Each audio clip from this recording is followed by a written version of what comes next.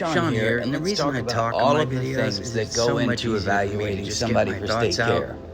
You could probably find these on your own state's website. However, keep in mind that a lot of the criteria may not be on there because when you have psycho and sociopaths, it can alter their behavior. Just read all the criteria, and suddenly everything is fixed, and they don't have to worry about anything. And I've come to realize that kids at that age, they don't really understand the implications. They know they don't like PDFs, but they don't really understand all of the things that come with being a PDF.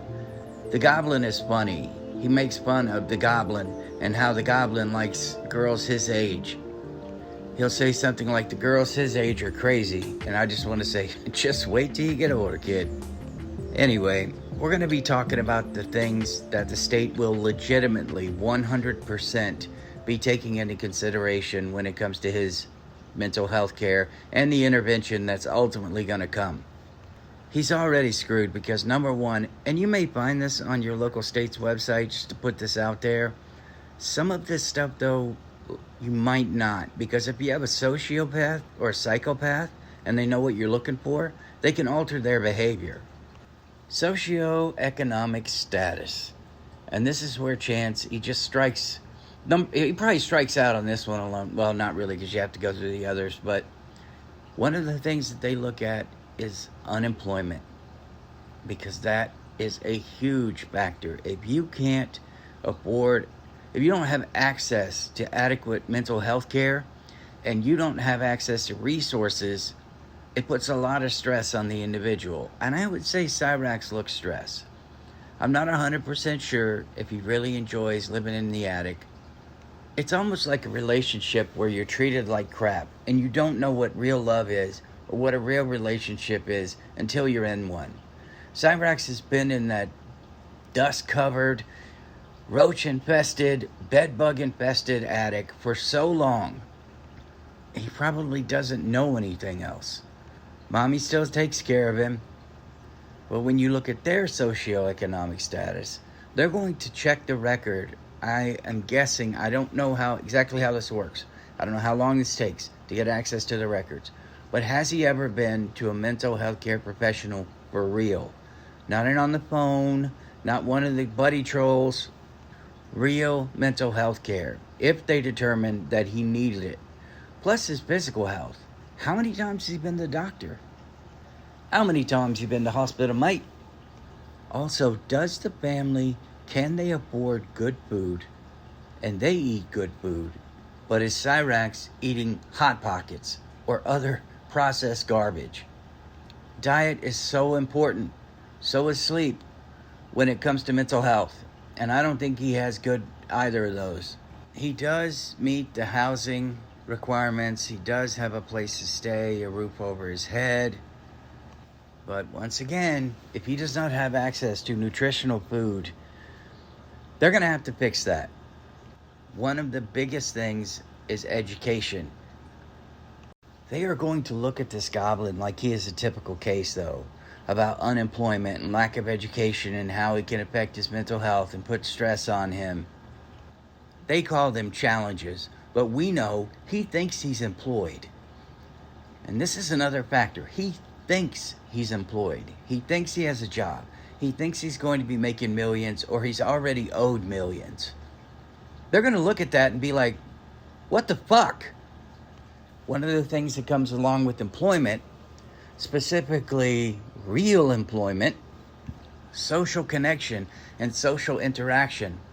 If you're isolated, if you've ever been isolated, if you've ever heard stories about people who are trapped on a mountain for lengthy periods of time or on an island, you've seen Castaway, you know they talk to themselves. They did a little bit of research, that movie, and you will find inanimate objects and make them your friends. How many things in his room are his friends? How much does he talk to himself? I don't think Sally and Ed want to hear any of his problems. None. Any issue that comes up, they're like, yeah, whatever, take it up to the attic. In some cases, legitimate discrimination, sexuality, disability, skin color, whatever it is, legitimate discrimination, which does not happen as much as you're being told it happens. Real studies, especially with a lot of laws in place, none of that applies to Cyraxx. He thinks he has been discriminated against in high school and that he's been discriminated against in the music industry, which is, of course, one of his jobs, as he would say. All of that in real life. Imagine you were discriminated against for real and you were struggling. This is why it's so important that we've moved into the modern era. Just imagine, for whatever you're being discriminated against, it just becomes a sticking point for you and you can't get past it, and you start to think that there's something wrong with you. Well, there is something wrong with Cyraxx, but he has not truly been discriminated against in a way that would affect his mental health, in my opinion.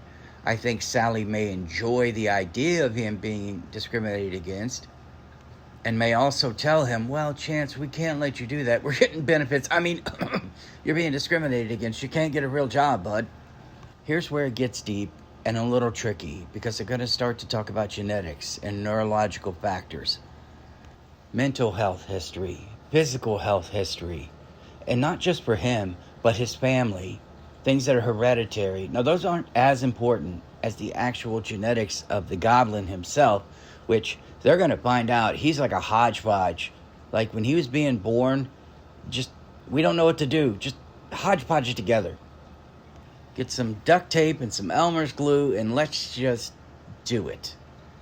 Now, I will give Cyraxx one thing. Looking like he does, sounding like he does, I don't know if he ever understood just how different he was, just how weird he was, until he stepped out of high school, that safety bubble, where kids are probably told, don't make fun of the hills have eyes, kid. That would affect you a lot. When I got in my car accident, I told you guys I was scheduled to be a model in the JCPenney catalog the next day. And I got in that car wreck and it changed my life forever. It ripped off part of my nose, split my lip down the middle, and it was just spread apart. Somehow, I returned stronger than ever. I think the girls may have liked the scars even more. But I was so afraid that people were going to mess with me. When I was in the Marine Corps, I was the guide in MRP, and Sergeant Dixon used to call me Rat Nose. If I get out in the sun and I get super tan like I do, like almost immediately, my scar, if I don't take care of it, can turn red, because it's a skin graft. I don't even think about it anymore. It's just become so much a part of me, which I do wonder if that's Chance's looks. He's just accepted that he looks the way he does, doesn't care about his physical appearance, because what's the point anyway? There's nothing I can do about it. Sorry, I jumped into Lauren Armstrong. I apologize. But here's where we win. Cyraxx's personal, individual beliefs, we know what he believes. We know what he thinks of himself. We know his perception of reality. It is not based in reality. He lives in the matrix. His experiences with mental health, think about it. Think about all of his reactions, his learned behavior. All it would take is just like a year, 12 months of Cyraxx, the Music Biz Marty arc. Yeah, you could say he's being trolled and everything, but you could look at Cyraxx's gullibleness, look at his rage, his psychosis, the fact that his delusion, he'll believe you if you tell him he's amazing at singing, oh, darkness, my old friend, and you just listen to that song alone, and then how he gloats after he sings it, and that he thinks he really is this massive, worldwide, internationally known singer, a superstar, a celebrity. And then you go back and look at all the other factors we talked about, and you ask yourself, is a superstar, international celebrity, living in a dank attic? You guys heard what I think it's like living in that attic, so I'm not going to repeat it. But in that bedbug-infested attic, and you're an international celebrity owed millions, and you're the greatest thing ever, and you're totally normal, you have no mental health problems, and everything is everyone else's fault, you are going to hear the words timely and effective when it comes to mental health care, also state intervention. What stage is he at? Where are we coming in? Are we coming in at stage 3, or is he at like stage 100? where he's so far gone. What's the speed we need to intervene? How fast do we need to get in there? What kind of care do we need to give him? How can we help him? Can he be helped? There's so much that they have to take into consideration, and that they will take into consideration. And here is something he would not be able to plan for. I don't know if you know what cultural competence is, but it's basically cultural interaction. Can you coexist with people from other cultures, and do you understand them, and can you work with them? Well, if you've got to give me a different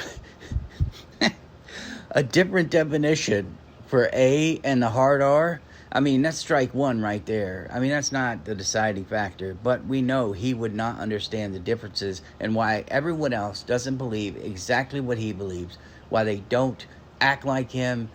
I mean, hopefully not why they don't look like him, but he doesn't understand their background, how they've integrated into society. If they come from another country, would he even respect it? When it comes to cultural competence and care, they don't have to worry about that for Cyraxx. He has no extenuating factors. He's not from a unique background. He's just a redneck, a poverty-stricken redneck living in filth.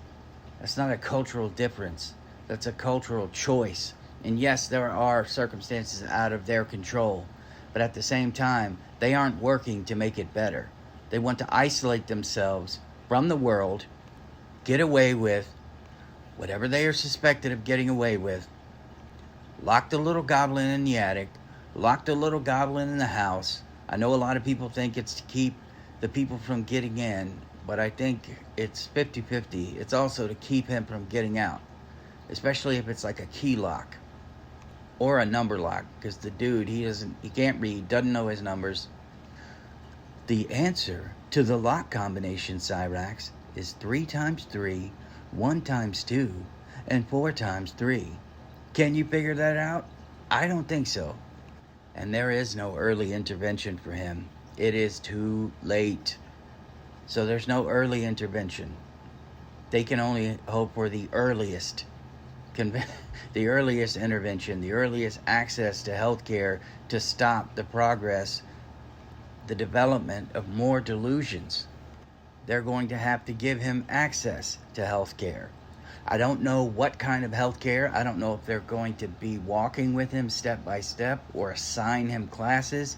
We've seen what that does with Lauren Armstrong. The dude can't pass his grape class. He's still in there. He doesn't, I mean, come on. If you can't pass a class that tells you that doing bad things is bad, and you can't get out of there when it's state mandated, there's an issue.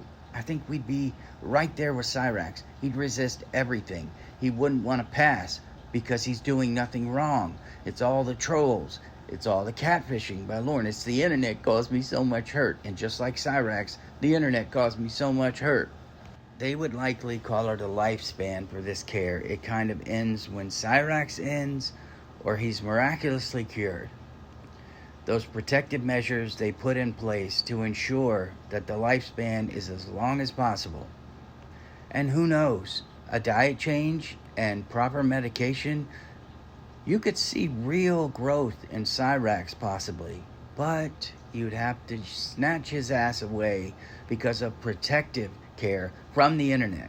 Get him away from what's making him so miserable, even if he doesn't understand or know it or want it. And I've wondered, all of these factors, is if Cyraxx wouldn't be such a unique case. They do system and policy changes all the time, which is why it's so difficult to keep up with. Would Cyraxx be one of those cases where they're like, wow, we really need to handle this piece that we haven't handled in that way before?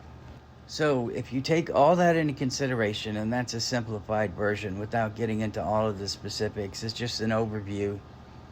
I'd be curious to know if your state has the same policies, the same procedures, what kind of health care they would give, how long they would give it for, are there state regulations that say you can only provide health care for this person for so long, and then they go to a facility. Because we all know, and this is another factor, Sally dies, he's homeless. He has no life skills, no future, no hope, and hopefully that would be the driving force behind all of this. Anyway, I hope that helps. I'll see you guys in the next one. It doesn't make sense to me, dude.